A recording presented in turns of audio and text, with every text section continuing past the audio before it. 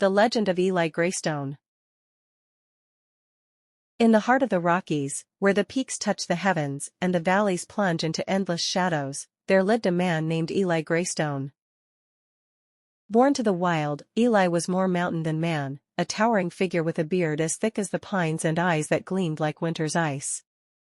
He was a legend, whispered about in the towns below, where the people only dared to venture to the base of the mountains.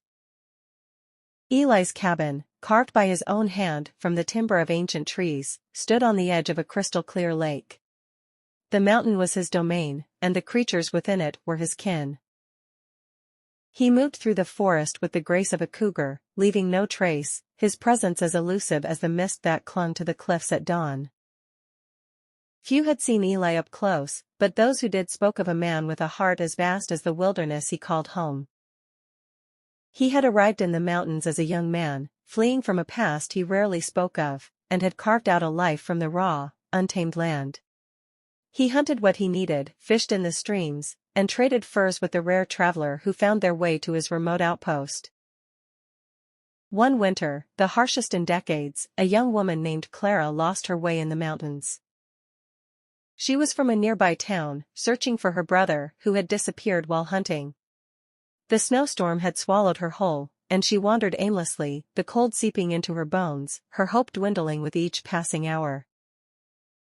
Eli found her near the frozen river, barely conscious, her lips blue and her breath shallow. He carried her back to his cabin, wrapping her in furs and nursing her back to health. For days, she lay in front of the fire, drifting in and out of sleep, with Eli tending to her wounds and feeding her broth.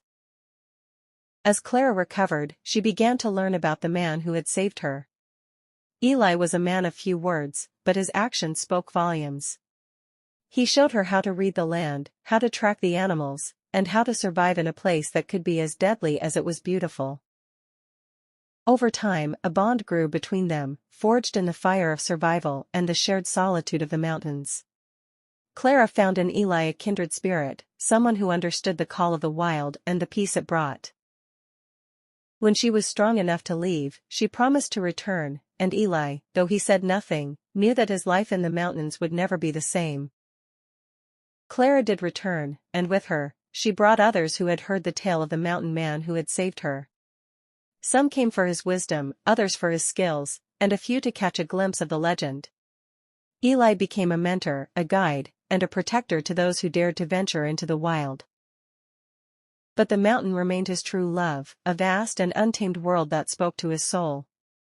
As the years passed, Eli Greystone's name became synonymous with the Rockies themselves, a living legend, a guardian of the peaks, and a man who had found peace in the heart of the wilderness. When Eli finally passed, it was said that the mountain wept, the rivers overflowing with tears of the earth.